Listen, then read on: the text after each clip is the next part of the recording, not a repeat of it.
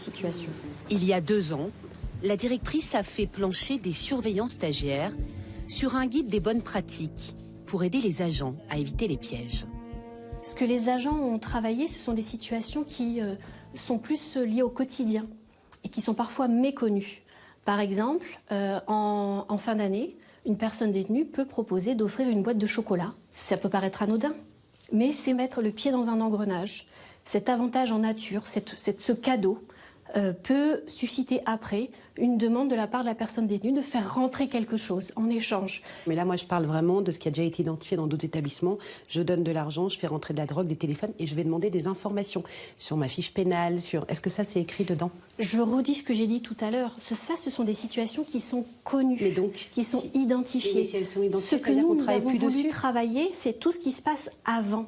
D'accord, donc c'est-à-dire qu'en travaillant avant sur le tutoiement et la boîte de chocolat, vous pensez-vous que ça peut empêcher en tout cas, on pose un cadre. Une corruption de demande d'informations, de faire entrer de la drogue et des téléphones? On pose un cadre, on rappelle le cadre. Et on veut éviter que les agents n'aillent plus loin et ne soient exposés à des situations plus complexes, plus difficiles, desquelles ils auraient du mal à s'en sortir. C'est ça l'objectif de ce code. Et ça commence par le tutoiement et la boîte de chocolat? Ça peut commencer par ce type de situation.